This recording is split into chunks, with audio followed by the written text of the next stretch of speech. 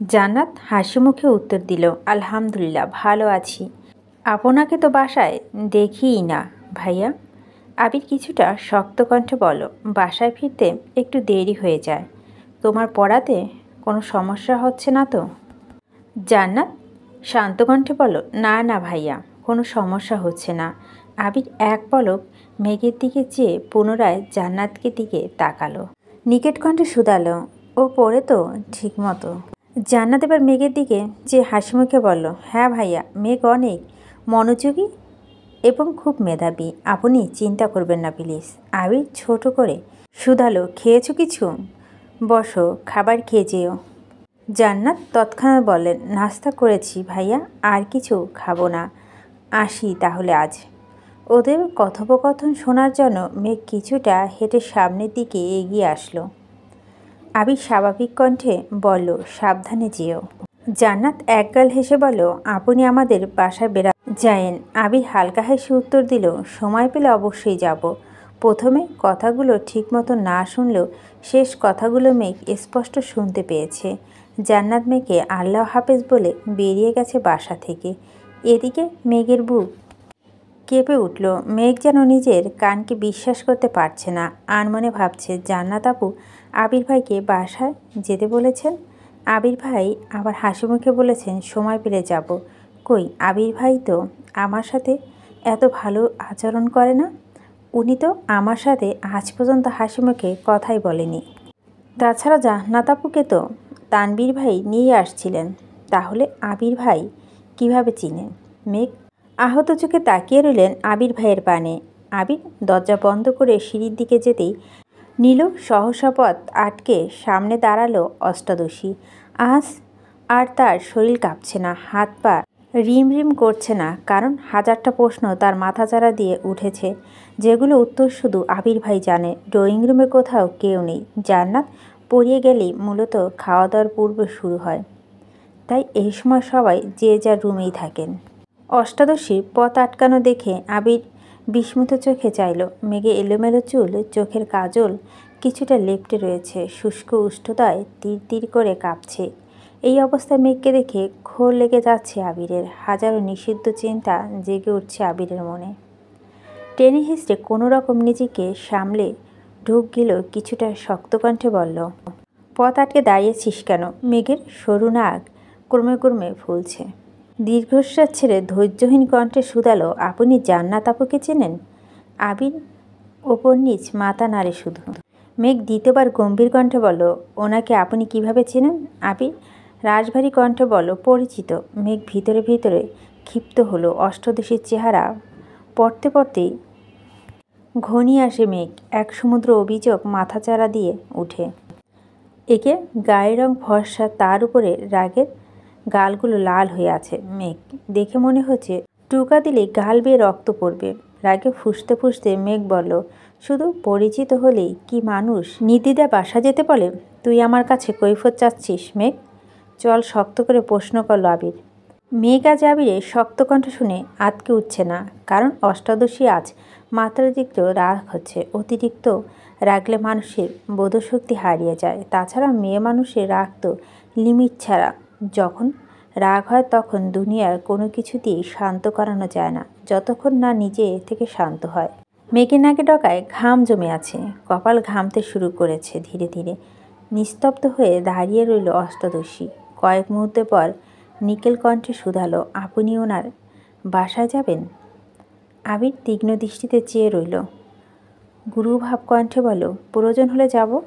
মেঘ চোখ গোল গোল করে চাইল। মনের ভিতর হাজারটা প্রশ্ন ছুটছে এদিক সেদিক। মেঘের নীরবতা দেখে আবির গুরুভাব কণ্ঠে জবাব দিল, তোকে আপাতত এসব নিয়ে ভাবতে হবে না, পড়াশোনায় মনোযোগ দে। তুই এখন অনেক ছোট, সময় হলে সব জানতে পারবি। মেঘ দীর্ঘশ্বাস ফেলে রাগান্বিত কণ্ঠে বলা শুরু করলো, আপনার যা খুশি করতে পারেন, যা কিছু বলতে পারেন, তাতে কিছু হয় না। আমি কিছু বলতে গেলেই ছোট, বয়স হয়নি এরকম করেন। আবির দাঁতে দাঁত চেপে গম্ভীর কণ্ঠে বলল, মেঘ আস্তে কথা বল, বাড়ির মানুষ শুনবে। তাছাড়া জান্নাতের ব্যাপারে আমি আপাতত কোনো কথা বলতে চাচ্ছি না। মেঘ রাগে ফুঁসতে ফুঁসতে বলে, তা কেন বলবেন? আপনার যত রাগ আর তেজ তো শুধু আমার উপরে দেখান। কোথাকার কোন রাস্তার মেয়ের জন্য আপনার এত দরদ? আবিরের চোখ লাল হয়ে গেছে, দাঁত কটমটো করছে, কণ্ঠ 3 গুণ ভারী হয়ে ধমকে উঠল। জান্নাত কোথাকার কোন মেয়ে না, ওকে সম্মান দিয়ে কথা বলবি। ফার্দার যদি তাকে রাস্তার মেয়ে বলিস তাহলে এর ফল ভালো হবে না বলে রাখলাম। তৎক্ষণাৎ মেঘের অভিব্যক্তি বদলে গেল। সহসা মনে পড়ে গেল আবির ভাইয়ের ফোনে দেখা ওয়ালপেপারের ছবিটার কথা। তার মানে কি আবির ভাইয়ের প্রিয়? আর কিছু ভাবতে পারছে না মেঘ। চোখে সর্ষে ফুল দেখছে, হৃদয় ভেঙে খণ্ড খণ্ড হয়ে যাচ্ছে। আবির কিছু একটা বলতে যাবে, তার আগেই মেঘ শক্ত কণ্ঠে বলে উঠল, আপনি কোনাকে ভালোবাসেন? এতটুকু বলার পরই আবির ডান হাতে মেঘের বাম গালে শক্তপোক্ত চর বসিয়ে দিল। আকস্মাৎ মেঘের মুখ বন্ধ হয়ে গেল, কথাটা শেষ করতে পারল না। মেঘের সমগ্র পৃথিবী ঘুরছে, বিপুল চোখে চেয়ে আছে আবিরের দিকে। স্তব্ধ হয়ে ঠায় দাঁড়িয়ে রইল সেখানে, একটা বারের জন্য গালে হাতও রাখল না। অনুভূতিরা যেন বিলীন হয়ে গেছে। রক্তাপা চক্ষুদায় আবির ভাইয়ের চোখে নিবদ্ধ। আবির ভীষণ চটে গেছে, ডান হাতে নিজের চুল মুষ্টিবদ্ধ করে ধরল। রাগান্বিত কণ্ঠে বলো, যা বোঝার তা বুঝিস না, আজইরা বিষয় নিয়ে পরে থাকিস। মেঘ নির্বাক চোখে তাকিয়ে আছে আবির ভাইয়ের দিকে। আবিরের সঙ্গে সঙ্গে পা পিছিয়ে ঘুরে গেল। দরজার পাশে দেওয়ালে সব একে ঘুষি বসিয়ে দিল। তা দেখে কেঁপে উঠল অষ্টদর্শী। বাম হাত দিয়ে মেন গেট খুলে বেরিয়ে গেল বাসা থেকে। মেঘটাই দাঁড়িয়ে আছে সেখানে। দীর্ঘ সময় পর চোখ পেয়ে গড়িয়ে পড়ল দুফোঁটা অশ্রু। ততক্ষণে মালিয়া খানে বেরিয়ে আসলেন রুম থেকে। মালিয়া মেঘকে দরজা মুখে দাঁড়িয়ে থাকতে দেখে প্রশ্ন করলো, কিরে এভাবে দাঁড়িয়ে আছিস কেন? ক্ষুধা লাগছে? মেঘ কিছুটা নড়ে উঠল। বড় আম্মুর দিকে না ঘুরে শীতল কণ্ঠে বলো, না। তারপর পড়ার রুম থেকে বইগুলো নিয়ে সিঁড়ি দিয়ে লাগলো। আকলিমা খান মেঘকে যেতে দেখে ডাকলো, মেঘ খাবি না? মেঘ গম্ভীর কণ্ঠে বলল, ক্ষুধা নেই। মেঘ রুমে এসে হাতে বই খাতাগুলো ছুঁড়ে ফেলে দেয় বিছানায়। তারপর দরজা আটকে নিজেও বিছানায় লুটে পড়ে। মেঘের বুক ভেঙে আসে আকাশ সমকষ্ট। চোখ বেয়ে অনর্গল নোনা জল গড়িয়ে পড়ে। নিজেকে সান্ত্বনা দেওয়ার কোনো ভাষা নেই অষ্টদশীর। যেই আবির ভাই থাপ্পড়ে ভয়ে গত একটা মাস আবির ভাইয়ের চোখে চোখ রেখে কথা বলেনি। আবির ভাই যা বলেছে চুপচাপ মেনে নিয়েছে। নিজের রাগ যে তার অভিমান আবির ভাইয়ের পদতলে চাপা দিয়েছিল, সেই আবির ভাই কি না 1 মাস হওয়ার আগেই তাকে থাপ্পড় মারল, তাও আবার কোথাকার কোন মেয়ের জন্য। এত শক্তপোক্ত চর এখনও মুখের বাম পাশে ব্যথা করছে মেঘের। শোয়া থেকে উঠে আয়নার সামনে দাঁড়ালো। বাম গালে 5 আঙ্গুলে দাগ হয়ে আছে রক্তবর্ণের সেই পাংশু। নিজে বিধ্বস্ত ধৃষ্টতা দেখে আটকে উঠল মেঘ। মুখমণ্ডল ন্যায় অষ্টদশীর কোমল হৃদয়টাকে চূর্ণ বিচূর্ণ করে ফেলেছেন অনুভূতিহীন কাঠখোর আবির ভাই। মেঘ আয়নার দিকে তাকিয়ে রইল কয়েক মুহূর্ত। আনমনে কি ভাবছে কে জানে। যে অষ্টদশীর মনটাকে কাচের ভাঙা গ্লাসের মতো হাজারো টুকরাতে পরিণত হয়েছে। কোথায় সে দুরূহ পুরুষ? আবির বাসা থেকে বেরিয়ে বাইক স্টার্ট দিল। কি কাগজ নিয়ে এসেছিল যেসব ভুলে গেছে। স্পিডে বাইক চালিয়ে আসলো নিজের অফিসে। কোনো দিক না তাকিয়ে সোজা নিজের রুমে চলে গেল। কিছুক্ষণ পর রাসেল একজন স্টাফ জিজ্ঞেস করলো, আবির স্যার কি এখনও আসেনি? স্টাফ সঙ্গে সঙ্গে উত্তর দিল, স্যার তো কিছুক্ষণ আগেই চলে গেছেন। কি বলো, আবির আসছে অথচ আমার ফাইলটা দিল না? চিন্তিত স্বরে বলল রাসেল। তৎক্ষণাৎ হাঁটা দেয় আবিরের রুমের দিকে। আবিরের রুমে দরজা ধাক্কা দিতে চোখে পড়ল বিধ্বস্ত রুম। যেন কিছুক্ষণ মধ্যে ঘূর্ণিঝড় বয়ে গেছে এই রুমটার উপর দিয়ে। হেলমেট ভেঙে পড়ে আছে ফ্লোরে, কাগজপত্র ছড়িয়ে ছিটিয়ে পড়ে আছে সম্পূর্ণ রুমে, যেগুলো এলোমেলো উঠছে ফ্যানের বাতাসে। চেয়ার পড়ে আছে কাত হয়ে। আবিরকে দেখা গেল না। আবিরকে দেখার জন্য রাসেল দরজায় দাঁড়িয়ে উকি দিল ভেতরে। জানালার পাশে দেওয়ালে আবির ওহিতেচ্ছা অনবরত ডান হাতে ঘুষি দিয়ে যাচ্ছে। বিস্ময় চোখে চাইল রাসেল। 1 সেকেন্ড দেরি না করে ছুটে গেল আবিরের কাছে। চেষ্টা করলো আবিরকে থামানোর, কিন্তু ব্যর্থ হলো। 6 ফুট লম্বা শক্তিশালী সুঠানদেহী আবিরের সাথে 5 ফিট 7 লম্বা রাসেল শক্তি কোনো মতেই কুলালো না। চেষ্টা ব্যর্থ হওয়ার দরজা পর্যন্ত দৌড়ে যায় রাসেল আর চিৎকার দিয়ে ডাকে, রাকিব এদিকে আয়। ভয়ঙ্কর সে পুরুষালিত চিৎকারের শব্দ রাকিব সহসা দৌড়ে আসে। সাথে ছুটে আসে অফিসের কিছু স্টাফ আর কিছু কর্মচারী। রাকিব আর রাসেল টেনে হিঁচড়ে আবিরকে দেওয়াল থেকে দূরে সরিয়ে আনলো। আবিরের চোখে মুখে ক্রোধ স্পষ্ট প্রতীয়মান হচ্ছে। শ্যামবর্ণের মুখ বিরদ পরিবর্তন হলো ঘুটঘুটে আধারে। উস্কো খুস্কো চুলগুলো এলোমেলো হয়ে আছে। ঘামে ভেজা কপালে লেপ্টে আছে সামনের দিকে চুলগুলো। পরনে সাদা শার্ট ঘামে ভিজে লেপ্টে আছে গায়ের সাথে। রুমে ফুল স্পিডে ফ্যান চলছে, সাথে এসি অন থাকা সত্ত্বেও আবিরকে দেখে মনে হচ্ছে সবেমাত্র 40 সেলসিয়াস তাপমাত্রায় ফুটবল খেলে এসেছে। রাকিব মাটিতে কাত করা চেয়ারটা এক হাত তুলে আবিরকে জোর করে বসালো। আবিরের হাতের দিকে চাইল। নিরবচ্ছন্ন ঘুষির কারণে আঙ্গুল হাতে কয়েক জায়গায় কেটে রক্ত পড়ছে। রাকিব তৎক্ষণাৎ ঘাড় ঘুরিয়ে তাকালো দেওয়ালে। সাদা রঙের দেয়ালে কিছুটা অংশ বেড়ে রক্ত গড়িয়ে পড়েছে ফ্লোরে। রাকিব আঁতকে উঠে এক প্রকার চিৎকার দিয়ে বলল, রাসেল, ফার্স্ট এজ বক্স বের কর তাড়াতাড়ি। আবির এখনও জোর করছে চেয়ার থেকে ওঠার, কিন্তু রাকিব আবিরের পেট বরাবর শক্ত করে জাপটে ধরে পিতাব কণ্ঠে আর্তনা করে উঠল।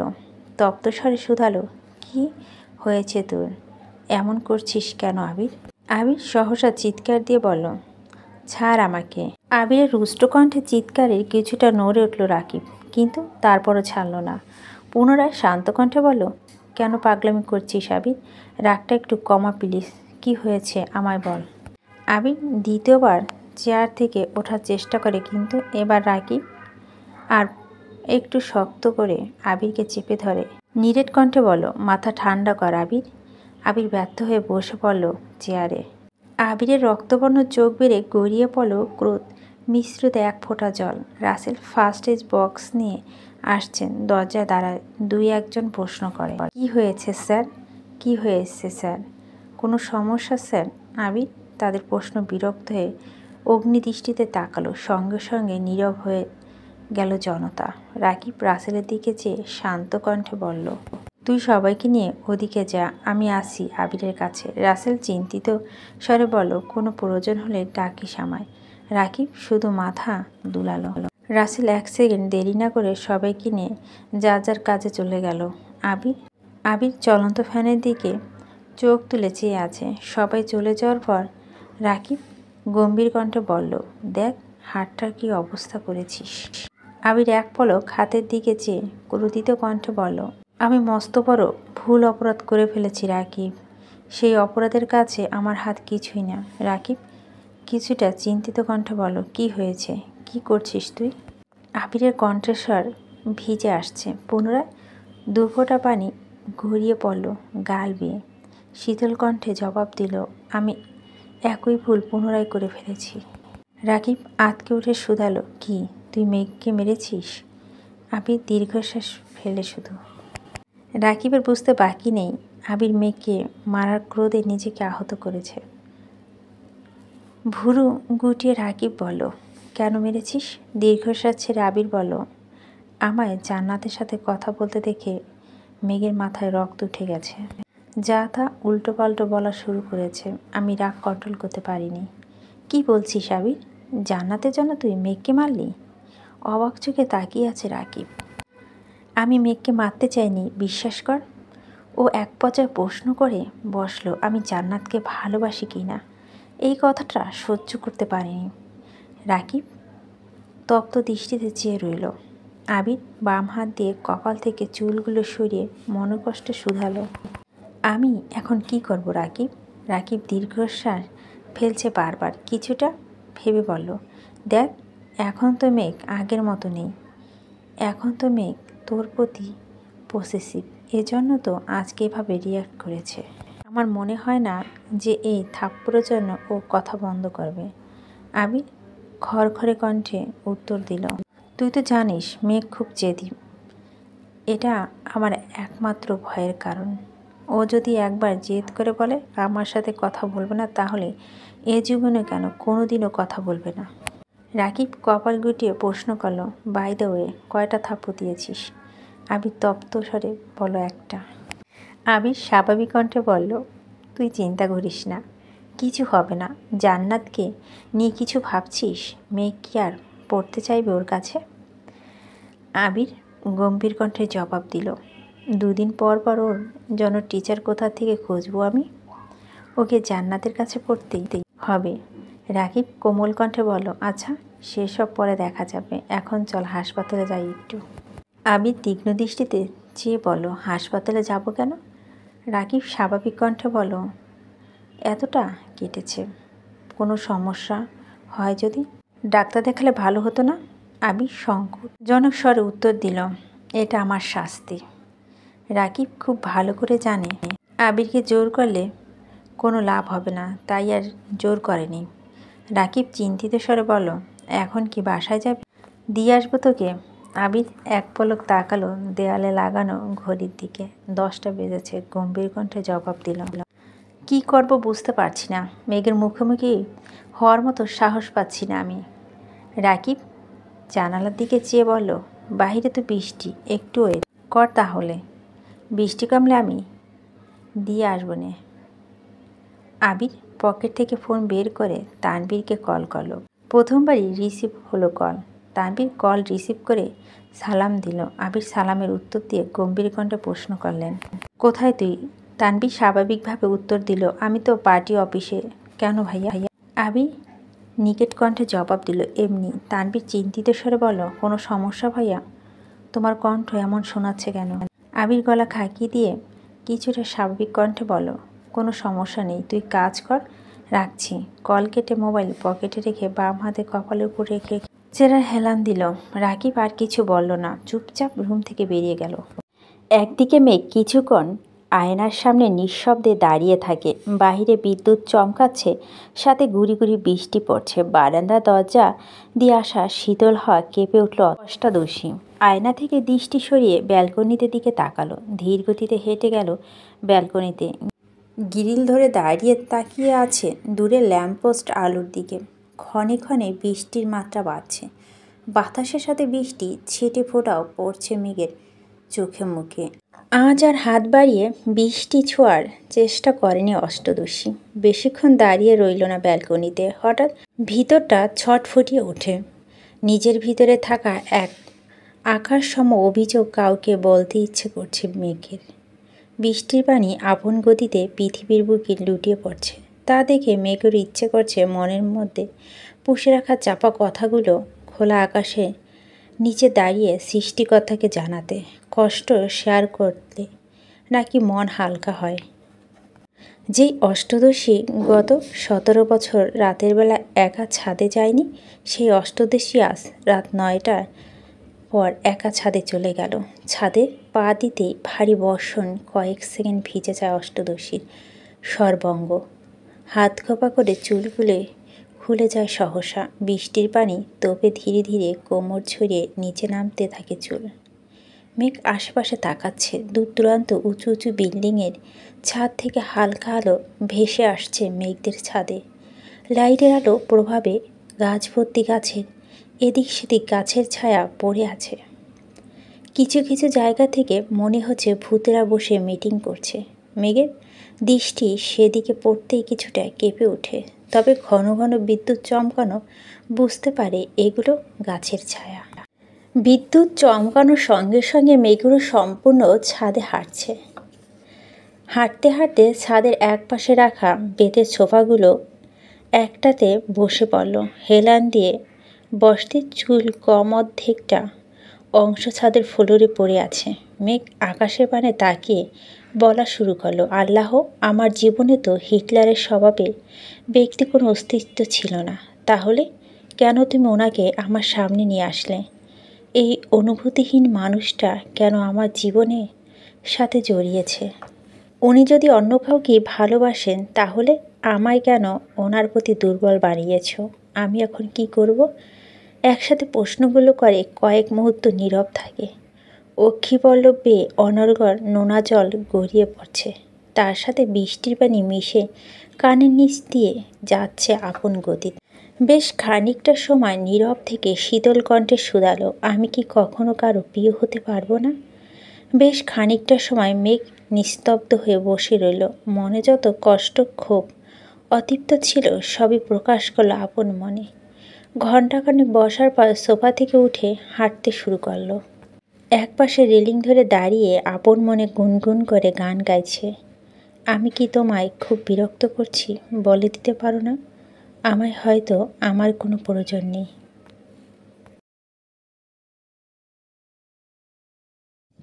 আমারও তো মন ভাঙে, চোখের জলে আসে, আর অভিমান আমারও তো হয়, অভিমান আমারও তো হয়।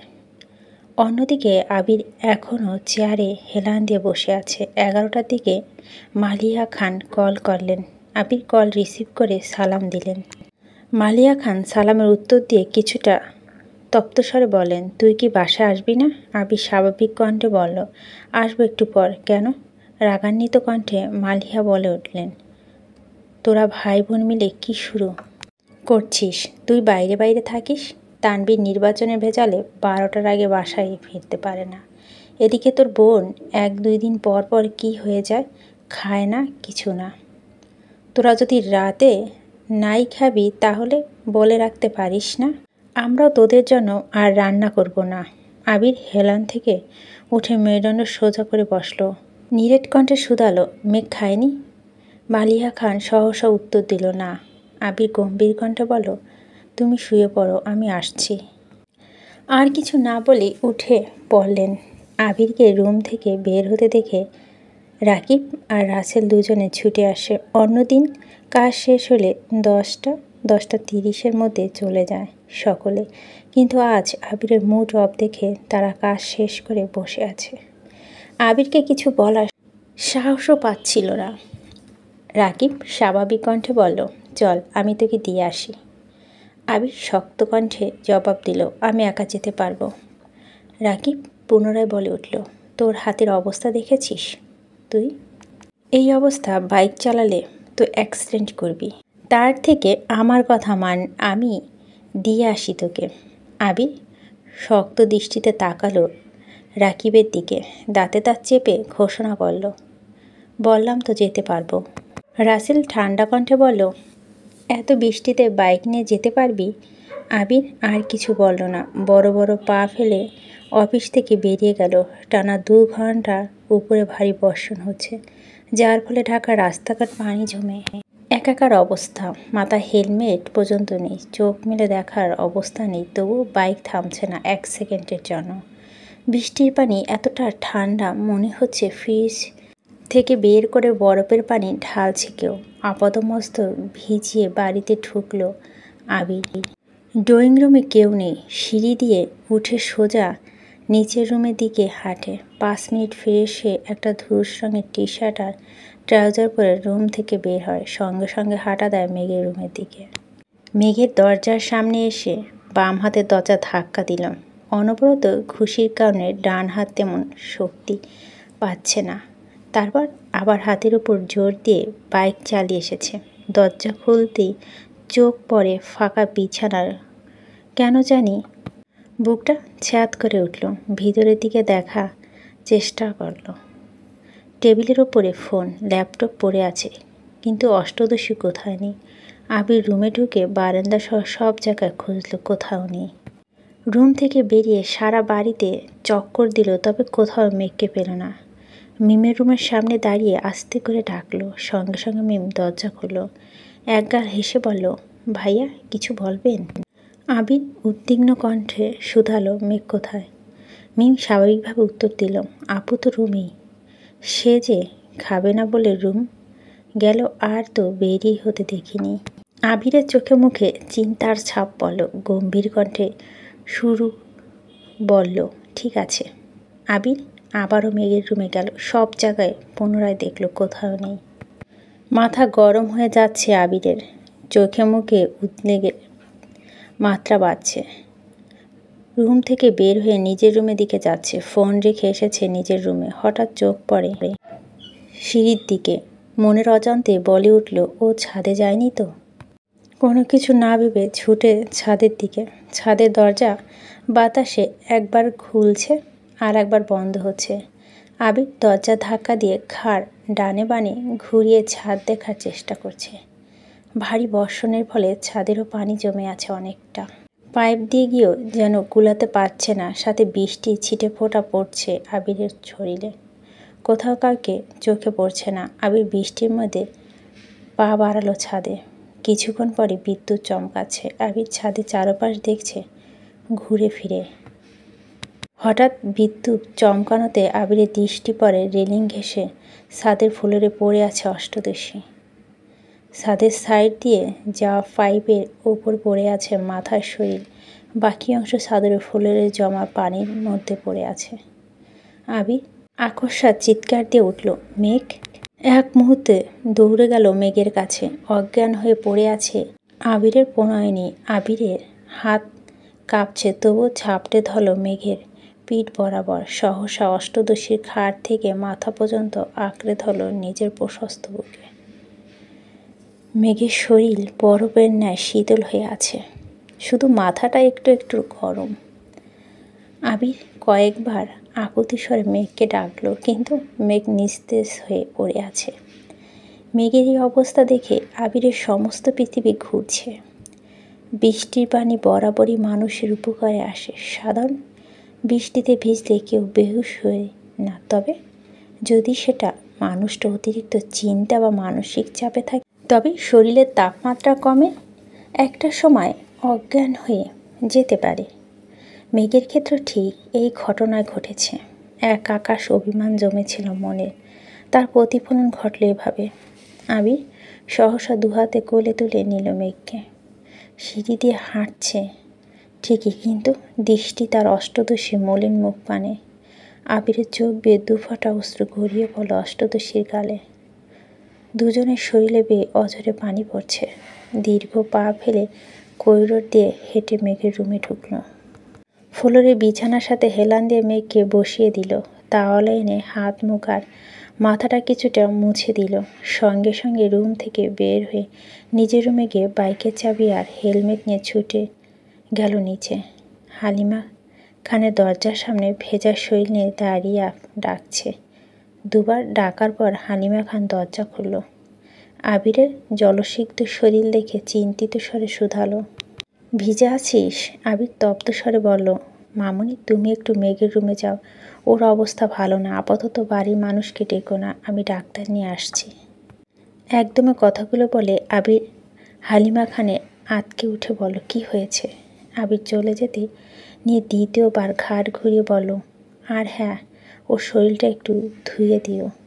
আবির ছুটল দরজার দিকে। হালিমা খান দ্রুত পায়ে সিঁড়ি দিয়ে উঠতে ব্যস্ত হলেন। চোখে তার পানি টলমল করছে। একমাত্র মেয়ে বলে কথা, মেয়ে মুখ গোমরা থাকলেই সেখানে চিন্তা পড়ে যায় হালিমা খান।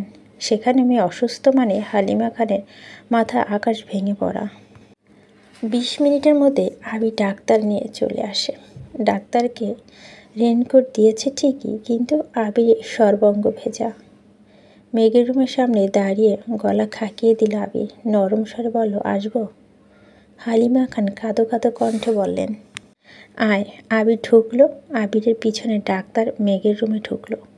আবিরের গা থেকে পানি পড়ছে ফ্লোরে, কিন্তু সেদিকে তো ভ্রুক্ষেপ নেই। তার দৃষ্টি অষ্টদশীর মুখের পানে। ডাক্তার 10 সেকেন্ড মেঘকে দেখল। কি না? আবির উদ্বিগ্ন কণ্ঠে শুধালো, ওর কিছু হবে না তো?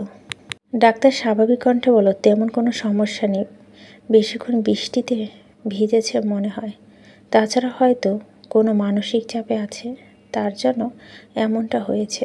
কিছুক্ষণের মধ্যে জ্ঞান ফিরে আসবে। আমি কিছু মেডিসিন লিখে দিচ্ছি, জ্ঞান ফিরে খাইয়ে দিও। যদি জ্ঞান না ফিরে তাহলে পরবর্তী জানিও, একটা স্যালাইন দিতে হবে। জ্ঞান ফিরলে কিছুদিন একটু রেস্ট রাখবে, কোনো প্রকার মানসিক চাপ দিও না। ডাক্তার প্রেসক্রিপশন লিখে আবিরের হাতে দিল। আবির ওষুধগুলো নাম পড়ে টেবিলের ওপর প্রেসক্রিপশন রেখে ডাক্তারকে নিয়ে বেরিয়ে গেল। ভেজা শরীরে পুনরায় বাইক নিয়ে ডাক্তারের বাড়িতে পৌঁছে দিয়ে ওষুধগুলো কিনে নিয়ে আসলো। নিজের রুমে গিয়ে 1 মিনিট ড্রেস পাল্টে শুকনো কাপড় পরে মেঘের রুমে আসছে। মেঘ তখনও অজ্ঞান অবস্থায় শুয়ে আছে। হালিমা খান মেঘের হাতে পায়ে তেল মালিশ করে দিচ্ছে। কান্না করছে আর বারবার মেঘকে ডাকছে, মেঘ। মাথার নিচে একটা তোয়ালো দিয়ে রেখেছে। আবির ওষুধগুলো টেবিলের উপর রাখে। মেঘের ওয়ার্ড্রোবে একটা ড্রয়ার খুলল। এটাতে জামা কাপড়, দ্বিতীয় ড্রয়ারে খুলতে চোখ পড়ল সকাল ইলেকট্রনিক জিনিসপত্র, যেখান থেকে হেয়ার ড্রাই বের করে নিল আবির। মেঘের কাছে দাঁড়িয়ে হালিমা খানকে বললেন, মামনি তুমি একটু ধরে বসো। আবির নিজেই হেয়ার ড্রাই ঘুরিয়ে ঘুরিয়ে চুল শুকাচ্ছে মেঘের। কোমর ছাড়ানো চুলগুলো ভাগ ভাগ করে শুকাতে কিছুটা সময় লাগলো। পুনরায় মেঘকে শুয়ে হাতে পায়ে তেল মালিশ করতে লাগলো দুজন। হালিমা খান আবিরকে শীতল কণ্ঠে বলল, বাবা তুই একটু বস, আমি তো চাচ্চুকে বলে আসি, মাঝরাতে ঘুম ভাঙলে তো উনি আবার চিন্তায় পড়ে যাবেন। আবির গভীর কণ্ঠে বললেন, মেঘের এই অবস্থার কথা বলো না, শুধু চিন্তা করে শরীর খারাপ হবে। হালিমা খান ঠিক আছে বলে চলে গেলেন। হালিমা খান রুম থেকে বেরিয়ে যেতে আবির মেঘের সন্নিকটে বসল। মেঘের বাম হাতে আবিরের বুকের সাথে মিশিয়ে উষ্ঠ এগিয়ে দিল মেঘের কানের কাছে, গুনগুন করে বলল। তারপর অষ্টদশীর কপালে আলতোভাবে একটা চুমু দিয়ে বিছানা থেকে উঠে পড়ল। চেয়ার টেনে বসলো বিছানার পাশে। তারপর হাতে তেল দিয়ে মালিশ করতে লাগলো মেঘের হাতে। কিছুক্ষণের মধ্যে হালিমা খান ফিরে আসলেন। হালিমা খান মেয়ের ডান হাতে 2 পায়ে মালিশ করে দিচ্ছে আর একটু পর পর মেঘকে ডাকছে। বেশ খানিকক্ষণ পর মেঘের জ্ঞান ফিরেছে। সঙ্গে সঙ্গে আবির মেঘের হাত ছেড়ে দিয়েছে। হালিমা খান কান্না করতে করতে মেঘকে ডাকছে, মেঘ, এই মেঘ, কী হয়েছে তোর? মেঘ কয়েকবার পিটপিট করে চাইল মায়ের দিকে, বুঝে উঠতে পারছে না তার সাথে এতক্ষণ কি ঘটেছে। মায়ের প্রশ্নের উত্তর দেওয়ার মতো শক্তি তার নেই। চোখ ঘুরিয়ে নিজের অস্তিত্ব বোঝার চেষ্টা করছে। নিজের রুমটা পরখ করতে লাগলো মেঘ। হঠাৎ দৃষ্টি পড়ল বাম পাশে চেয়ারে বসা আবির ভাইয়ের দিকে। মায়া ভরা দৃষ্টিতে তাকিয়ে আছে মেঘের পানে। মেঘের কয়েক মুহূর্তে তাকিয়ে রইল আবির ভাইয়ের দিক। মনে পড়তে লাগলো সন্ধ্যার পর থেকে ঘটে যাওয়া ঘটনাগুলো। তৎক্ষণাৎ দৃষ্টি সরিয়ে নিল আবির ভাইয়ের দিক থেকে। পুনরায় চোখ বন্ধ করে ফেলল মেঘ। হালিমা খান মেঘের কপালে হাত রেখে আটকে উঠল। সঙ্গে একবার গলাতো হাত রাখলো। সহসা বলে উঠল, মেঘের তো জ্বর উঠেছে। আবির গম্ভীর কণ্ঠে বলল, তুমি ওকে উঠাও, আমি খাবার নিয়ে আসছি, ওষুধ খাইয়ে দিলে যদি একটু কমে। হালিমা খান চিন্তিত স্বরে বলল, তানবীর কোথায় আছে? আবির শক্ত কণ্ঠে জবাব দিল, ওকে জানিয়েছি, আসতেছে। মেঘ নিস্তেজ অবস্থায় শুয়ে আছে। চোখ খুলে আবির ভাইকে দেখার শক্তিটুকু যেন পাচ্ছে না। কথা বলা তো বহু দূরের বিষয়। আবির নিচে গিয়ে একটা প্লেটে অল্প ভাত আর একটু তরকারি নিয়ে আসলো। হালিমা খান মেঘকে কোনো রকম উঠিয়ে খাটের সাথে হেলান দিয়ে বসিয়ে নিজে ধরে রেখেছেন। আবির ভাত মাখিয়ে মুখের সামনে ধরে ছোট করে বলল, হাঁ কর। পুরুষারিত কণ্ঠ কিছুটা কেঁপে উঠে মেঘ তৎক্ষণাৎ ছোট করে হাঁ করল। আবির ভাত অষ্টদশীকে নিজের হাতে খাইয়ে দিছে, কিন্তু অষ্টদশীর মনের ভিতরে আনন্দ নেই, নেই কোনো উত্তেজনা।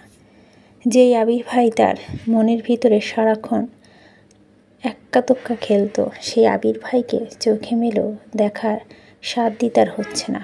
কয়েক লোকমা ভাত কোনো রকম গিলল। পরের বার দিতে গেলেই আস্তে করে বামে ডানে ঘাড় ঘোরালো। আবিরও বুঝতে পারল মেঘের অভিব্যক্তি। জোর করল না আর। হাত ধুয়ে নিজের হাতে মেঘের মুখ মুছে দিল। তারপর ওষুধ খাইয়ে একবার মেঘের কপালে হাত রাখল। জ্বরের মাত্রা বাড়ছে। আবির শীতল কণ্ঠে বলল, মামনি তুমি থাকো ওর কাছে, কোনো সমস্যা হলে আমায় ডাকো, আমি সজাগ আছি।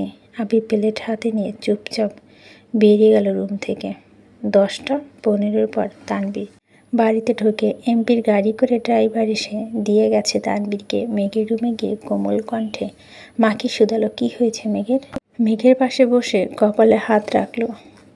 থার্মোমিটার এনে জ্বর মাপল। 100 তাপমাত্রা। মেঘ জ্বরে কাঁপতেছে।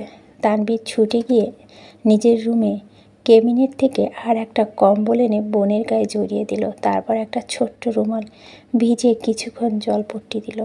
হালিমা খান এখনও ফুঁপে ফুঁপে কাঁদছে। তানবীর মায়ের দিকে চেয়ে মোলায়েম কণ্ঠে বলল, ডাক্তার কি বলেছে? হালিমা খান কান্নারত কণ্ঠে বলেছেন সিরিয়াস কোনো সমস্যা নেই, রেস্ট নিতে আর চিন্তা কম করতে ওষুধ দিয়ে গেছে। ওষুধ খাওয়ানো হয়েছে? হালিমা খান কোমল কণ্ঠে বলল, হ্যাঁ। আবির খাইয়ে দিয়ে গেছে? তানবীর মননীয় কণ্ঠ মাকে প্রশ্ন করল, ভাইয়া কোথায়? কিছুক্ষণ হলো গেল এখান থেকে। তানবীর আর কিছু বলল না, চুপচাপ কিছুক্ষণ জলপট্টি দিল বোনের কপালে। তবে জ্বর কমার কোনো নামগন্ধ নেই। এদিকে আবির রুমে এসে ব্যালকনিতে পায়চারি করতে লাগলো। বাইরে এখনও বৃষ্টি হচ্ছে। মাঝে মাঝে কিছুক্ষণ বিরতি নেয় আর ভারী বর্ষণ শুরু হয়। তাপমাত্রা কম থাকার পরও আবিরের শরীর ঘামছে, স্থির হতে পারছে না কোনোভাবেই। তামাটের চেহারা কুচকুচে কালো বর্ণ হয়ে আছে। দুপুরের খাবার খেয়েছিল, তারপর সন্ধ্যায় শুধু 1 কাপ কফি খেয়েছে। মধ্যরাত হয়ে গেছে, খায়নি। এখনও তার মুখটা মলিন হয়ে আছে, হাতের অবস্থা করুণ। বাসায় ফেরার পরে ব্যান্ডেজ খুলে ফেলেছিলেন। বৃষ্টির পানিতে কাটা অংশগুলো ফ্যাকাশে হয়ে গেছে। কিছুক্ষণ পর আবির বড় বড় পা ফেলে ছাদে চলে এলো। সম্পূর্ণ শরীর ভিজতে বেশি সময় লাগলো না। ছাদের কর্নারে থেকে সিঙ্গেল সোফায় টেনে মাঝ বরাবর রেখে সেখানে বসে পড়ল। অসীম দূরত্ব চেয়ে থেকে অনেকটা সময় ধরে পরপর চোখ বন্ধ করে শ্বাস টেনে নিজেকে প্রশ্ন করল, আমি কি এখন ফিরে ভুল করে ফেললাম? আবিরের মনে পড়ছে পুরানো স্মৃতি। এক প্রণয়নী 2 বছরের নীরবতা কুড়ে কুড়ে খাচ্ছিল তাকে।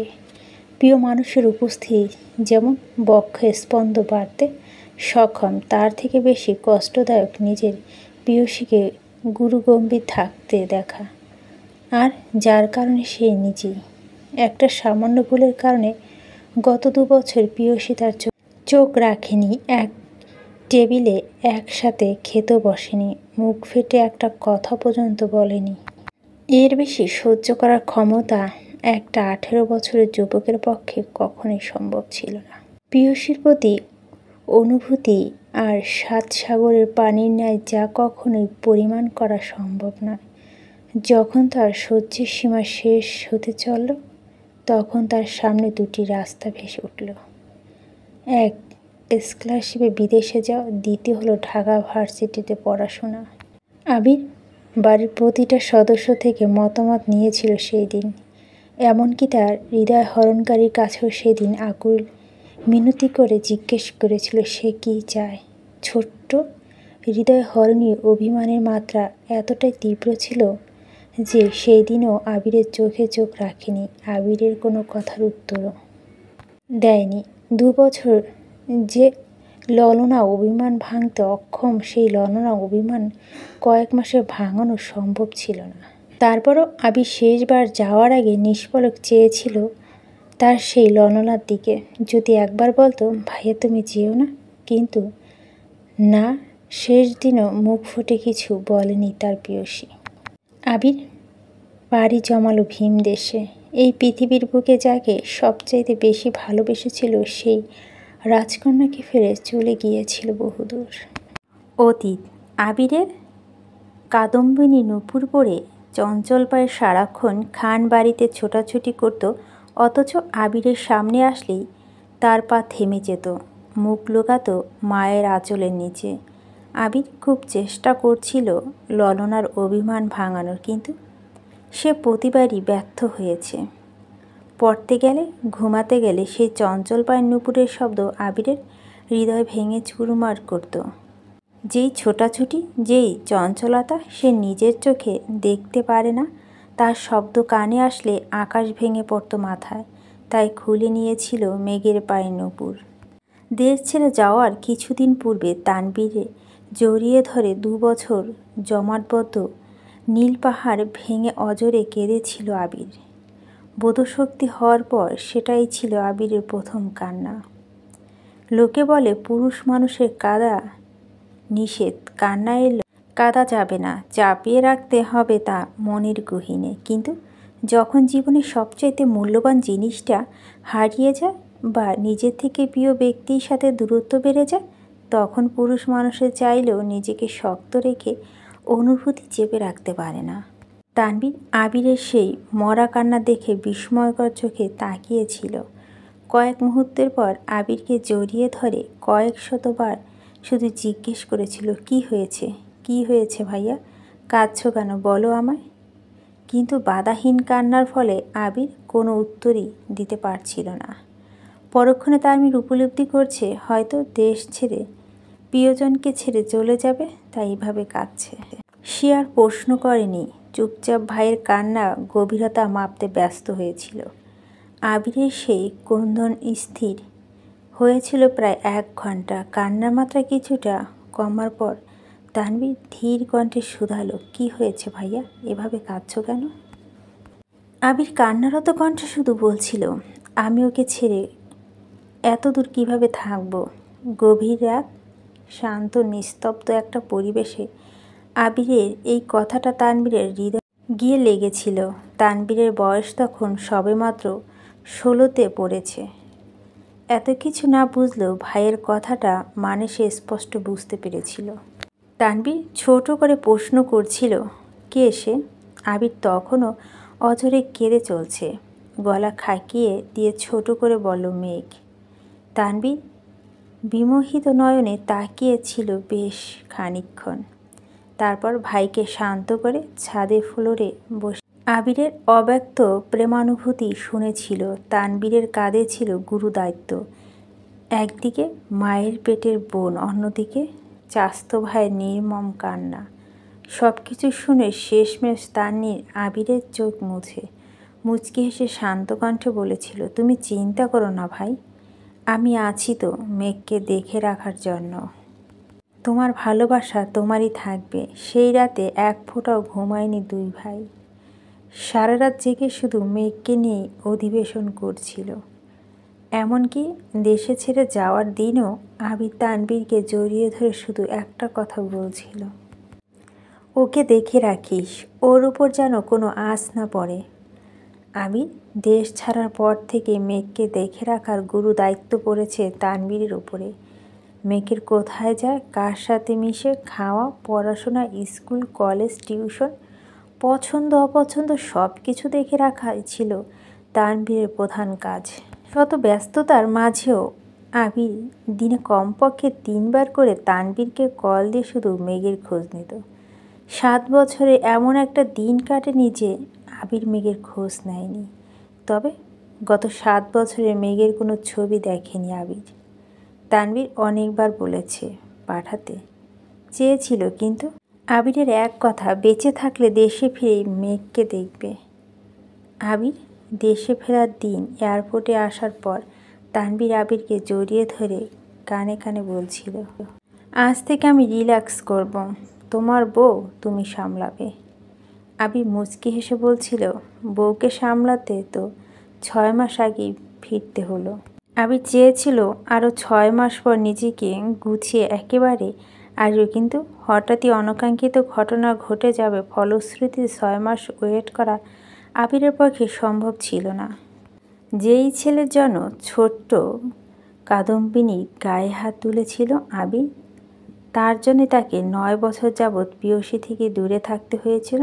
সেই জয় নামক ছেলে পুনরায় আবির্ভূত হয়েছিল মেঘের জীবনে। এইচএসসির পর মেঘকে যে কোচিংয়ে ভর্তি করানো হয়েছে, সেই কোচিংয়ে জয়ের ভর্তি হয়েছে তা তানভীর অ্যান্ড আবিরের অজানা ছিল। জয় মেঘকে দেখার পর থেকেই খুব চেষ্টা করছে কথা বলার জন্য, কিন্তু কোনোভাবেই সুযোগ হয়েছিল না। কোচিং থেকে আবির তা জানানোর পর ছেলের ব্যাচ টাইম চেঞ্জ করে দিতে বলছিল আবির। তারপর তানভীর কয়েকদিন মেঘকে কোচিংয়ে দিয়ে আসে এবং নিয়ে আসে, কিন্তু তাতেও কোনো লাভ হয়নি। ওই ছেলে মেঘের ব্যাচ টাইমে আগে বা পরে কোচিংয়ের সামনে দাঁড়িয়ে থাকতো। আবির তানভীরকে ওই ছেলে সম্পর্কে খোঁজ নিতে বলে। দিন শেষে জানতে পারে এই ছেলে ছোটবেলার সেই জয়। এটা জানা মাত্র আবিরের মাথা রক্ত উঠে গেছিল। ইমার্জেন্সি ভিসা ম্যানেজ করে দেশে ফিরেছে। দেশে ফিরে 9 বছর রাগ, ক্রোধ, আক্রোশ সবটা ঢেলে জয়কে পিটিয়েছিল আবির। বর্তমান তানভীর ঘণ্টাখানেক মেঘের মাথা জলপট্টি দিয়েছে, কিন্তু জ্বর যেন কোনোভাবেই কমছে না। হালিমা খান ঘুমিয়ে পড়েছিল। হঠাৎ সজাগ হয়ে তানভীরকে জলপট্টি দিতে দেখে উদ্বিগ্ন কণ্ঠে জিজ্ঞেস করলো, কিরে তুই এখনও এখানে? সে কখন এসেছিস, খাবি না? তানভীর ছোট্ট করে বলল, খিদে নেই। হালিমা খান পুনরায় বললেন, আবিরও মনে হয় খায়নি, 2 ভাই মিলে খেতে যা। তৎক্ষণাৎ আবিরের কথা মনে পড়ল তানভীরের। বিড়বিড় করে বলল, এরে ভাইয়া কোথায় আছে? সঙ্গে সঙ্গে বসা থেকে উঠে দাঁড়ালো। স্বাভাবিক কণ্ঠে মাকে বলল, আম্মু একটু পর পর বুনুর জ্বর চেক করো, সমস্যা মনে হলে আমায় ডেকো। কোনো রকম কথাগুলো বলে স্পিডে বের হলো মেঘের রুম থেকে। এক ছুটে চলে গেল আবিরের রুমে, কিন্তু আবির রুমে কোথাও নেই, ব্যালকনিতে নেই। তানভীর রুম থেকে বের হয়ে করিডোর থেকে নিচে দেখল, নিচেও আবির নেই। তানভীর দৌড়ে দিল ছাদের দিকে।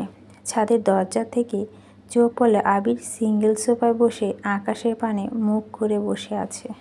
এক মুহূর্ত দেরি না করে তানভীর বৃষ্টির মধ্যে আবিরের কাছে দৌড়ে গেল। ছোটাছুটির ফলে তানভীরের শ্বাস নিতে কষ্ট হচ্ছে। কয়েকবার ঘন ঘন শ্বাস ছেড়ে আবিরকে ডাকলো, ভাইয়া বৃষ্টির মধ্যে বসে আছো কেন? রুমে চলো। আবির আকাশের দিকে দৃষ্টি রেখেই শক্ত কণ্ঠে উত্তর দিল, তুই রুমে যা। তানভীর পুনরায় বলল, প্লিজ ভাইয়া রুমে চলো। কি পাগলামো শুরু করেছো তোমরা? আবির ক্রন্দিত কণ্ঠে জবাব দিল, আমার যেন মেঘের আজ এই অবস্থা, আমার মরে যাওয়া উচিত। আবিরের অবিদিত কথা তানভীরের প্রচণ্ড রাগ হলো। রাগে ফুঁসতে ফুঁসতে বলল, তোমাদের মরতে হবে না, আমি মরে যাব, তাদের তোমাদের শান্তি হবে। আবির ধমকের স্বরে বলল, তানভীর। তানভীর ধীর কণ্ঠে বলল, আমাকে থমকাচ্ছ কেন?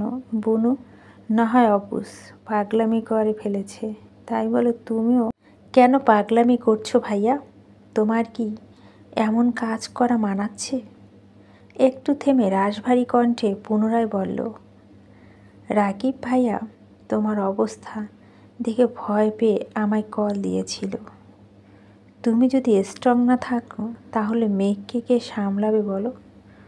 তুমি তো জানো ভাইয়া, আমার জীবনে মেঘ আর তুমি সবচেয়ে কাছের মানুষ। তোমার বা মেঘের কিছু হলে আমি বাঁচতে পারবো না। প্লিজ পাগলামি করো না, রুমে চলো। প্রথম কথাগুলো শক্ত কণ্ঠে বলো, শেষের কথাগুলো বলার সময় তানভীরের গলা ভিজে আসছিল। আবির যেন বিগ্রহের ন্যায় বসে আছে। তানভীর বেশ কিছুক্ষণ শান্ত কণ্ঠে আবিরকে বুঝিয়ে রুমে নিয়ে গেল। আবিরকে শাওয়ার দিতে ঢুকিয়ে তানভীরও নিজের রুমে গিয়ে ফ্রেশ হয়ে এসেছে। আবিরের মুখোমুখি তানভীর বসেছে। ছাদের অন্ধকার থাকার কারণে আবিরের অভিব্যক্তি বোঝা যায়নি। আবিরের চোখ মুখ ফুলে গেছে, দেখে বোঝা যাচ্ছে বেশ খানিকটা সময় কেঁদেছে। তার উপর বৃষ্টি, এখনও চোখ টকটকে লাল হয়ে আছে। তানভীর আবিরের হাতটা সমান এনে এপাশ ওপাশ ঘুরিয়ে দেখল, হাতের অবস্থা খুব খারাপ। তানভীর ওষুধের বক্স থেকে একটা মলম বের করে অল্প অল্প করে লাগিয়ে দিচ্ছে। আবির দাঁতে দাঁত চেপে তা সহ্য করছে। গত 1 ঘন্টা যাবৎ আবিরে বুঝিয়ে তানভীরের রুমে এনেছে, এখন কোনোভাবেই রিয়্যাক্ট করা যাবে না।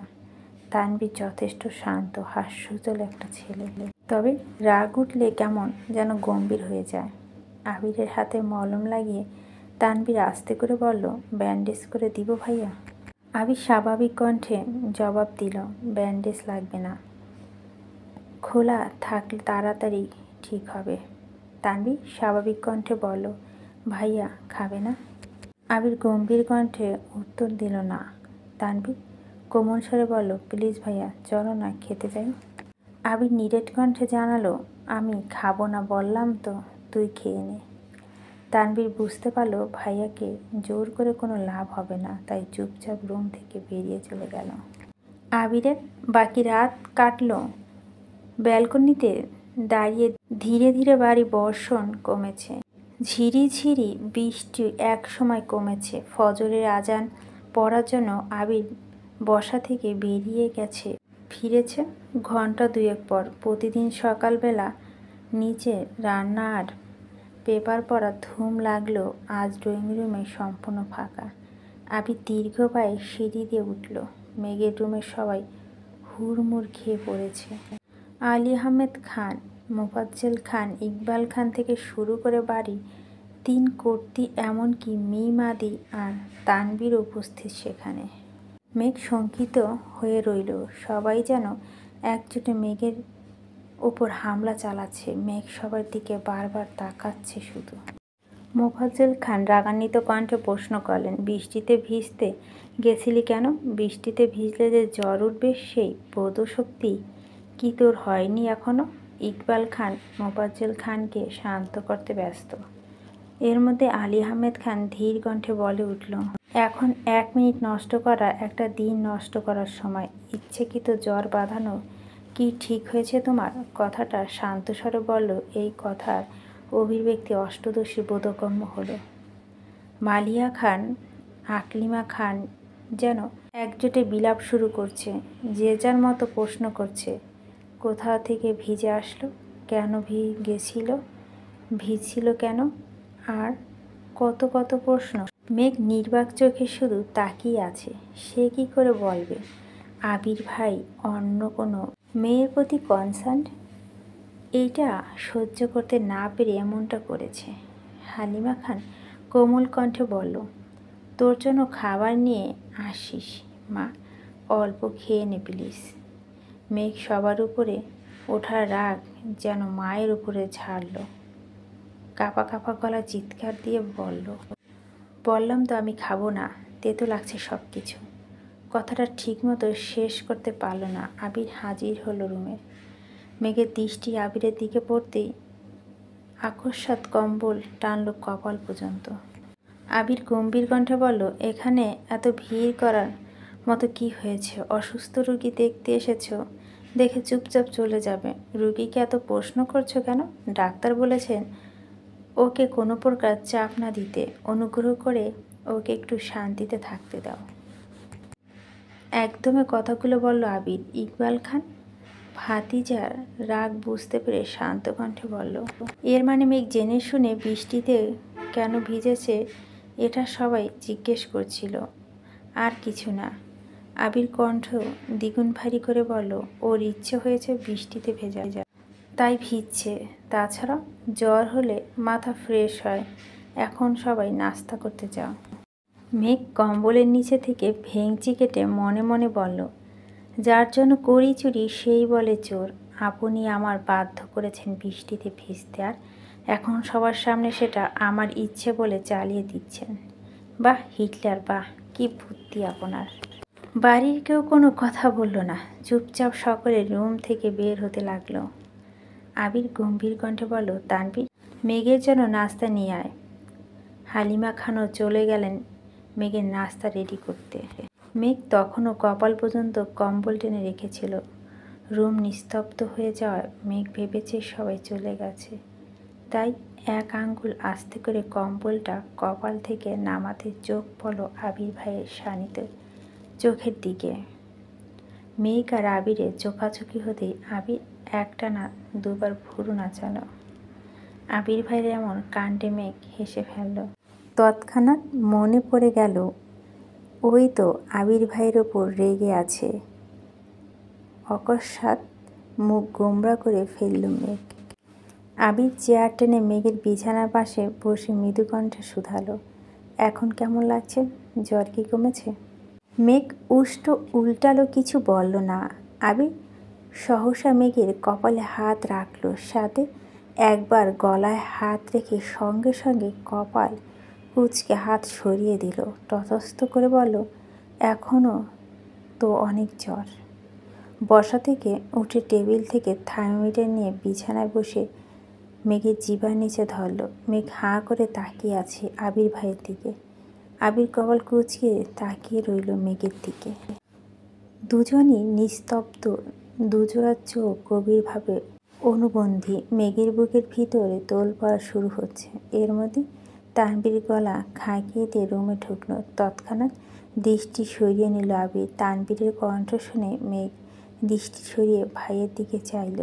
আবির থার্মোমিটার চেক করতে ব্যস্ত হলো। তানবীর ভাইয়ের দিকে প্লেট বাড়াতেই মেঘ চোখ গোল গোল করে তাকালো। মনে মনে বলল, এখনও কি আবির ভাই খাইয়ে দিবে আমায়? আবির কোনো দিকে না তাকিয়ে ছোট করে বলল, তুই খাইয়ে দে। তানবীর বিস্ময় সমেত তাকালো আবিরের দিকে। আবির তানবীরকে চোখ দিয়ে ইশারা করতেই তানবীর স্বাভাবিক ভঙ্গিতে বলল, ঠিক আছে, আমি খাইয়ে দিচ্ছি। আবির বিছানা থেকে উঠে চেয়ারে বসে আছে। তানবীর মেঘকে উঠিয়ে খাওয়ানো শুরু করলো। মেঘ জোর করে অল্প অল্প খাচ্ছে। তানবীর মেঘকে এটা সেটা বলে বলে বোঝাচ্ছে আর খাওয়াচ্ছে। আবির যেন নীরব দর্শক, একবার ফোনের দিকে দেখছে আর একবার মেঘের খাওয়া দেখছে। কোনো মতে অল্প খেয়ে মেঘ শীতল কণ্ঠে বলল, আর খাবো না ভাইয়া। তানবীর আর জোর করলো না, পানির গ্লাস এগিয়ে দিল মেঘের দিকে। খাওয়ার শেষে পানির গ্লাস টেবিলে রাখতে রাখতে তানবীর বলে উঠল, ভাইয়া বনুকে ওষুধগুলো খাইয়ে দাও প্লিজ। আমি নিচে যাচ্ছি, খুব খিদা লাগছে। তানবীর রুম থেকে বেরিয়ে নিচে চলে গেল। আবির ফোন পকেটে রেখে টেবিল থেকে ওষুধ রেডি করে মেঘের দিকে এগিয়ে দিল। মেঘকে মাথা নিচু করে ওষুধগুলো খেয়ে নিল। আবির নিরেট কণ্ঠে বলল, সাবধানে থাকিস। আবির চলে যেতে নিলে মেঘ আবিরের ডান হাত আঁকড়ে ধরল। সহসা আবির ব্যথা উফ করে উঠল। মেঘ সঙ্গে সঙ্গে হাত ছেড়ে দিল। মেঘ ভাবছে আবির ভাই হয়তো বিরক্ত হয়েছে মেঘ ছোঁয়াতে। আকস্মাৎ মেঘের মনটা খারাপ হয়ে গেল। কাঁদো কাঁদো কণ্ঠে মেঘ বলল, আমি মরে গেলে আপনি। এইটুকু বলেই আবির অগ্নিদৃষ্টিতে চাইল অষ্টদশীর দিকে। মেঘের কথা সম্পূর্ণ করতে পারল না। আবির রাগান্বিত কণ্ঠে বলল, চুপ। আবির দাঁতে দাঁত চেপে পুনরায় বলল, আর কোনো দিন যদি তোর মুখে এই কথা শুনি তাহলে ওই দিনই তোকে মেরে বুড়িগঙ্গায় ফেলে দিয়ে আসবো। মেঘের ছোট হৃদয়টা আবির ভাইয়ের কথায় আবারও চূর্ণ বিচ্ছিন্ন হলো। একটু রম্বস্বরও তো বলতে পারতো, তা না, মেরে ফেলবে। মেঘের অক্ষিপটে ভিজে আসছে। চিবুক নামিয়ে বিড়বিড় করে বলল, এই বাড়ির কেউ আমায় ভালোবাসে না, সবাই শুধু বকে। সবার রাগ ছাড়ার একমাত্র জায়গা আমি। কেউ কেউ তো আমার গায়েও হাত তুলেন। শেষ কথা বলে আবিরের দিকে তাকায়। পল্লব ঝাপটাতে গাল পেয়ে অশ্রু গড়িয়ে পড়ে। আবির অষ্টদশীর মুখ পানে চেয়ে মনে মনে বলল, এই কেউটা তোকে ইচ্ছাকৃত মারতে চায়নি। এটা কি করে বুঝাবো তোকে? এই কেউটা যে নিজের থেকে বেশি তোকে ভালোবাসে। তোকে মারার সাধ্য কি তার আছে? আমি পারছি না তোকে বুকে জড়িয়ে চিৎকার করে বলতে, তুই আমার সব কিছু। তোকে ছাড়া আমি নিঃস্ব। আবির বিছানার পাশে বসে গলা খাঁকিয়ে দিয়ে তপ্ত স্বরে বলল, তুই হয়তো জানিস না, কারো জীবনে অপ্রত্যাশিত উপন্যাস তুই। কারো সুখ নিদ্রা একমাত্র কারণ তুই। কারো চোখে ওই চাউনি, কারো নব্য স্বপ্নের সূচনা। তোর এই অনাদায়ে কর্মকাণ্ড খুব শীঘ্রই কারো মস্তিষ্কে রক্তক্ষরণ ঘটার কারণ হবে। সময় থাকতে সাবধান হয়ে যা মেঘ। মেঘ বিস্ময়কর দৃষ্টিতে চেয়ে রইল। জ্বরের ঘরে কথাগুলো মানে বুঝল কি না কে জানে। মেঘ কণ্ঠে খাত নামিয়ে বলল, কার?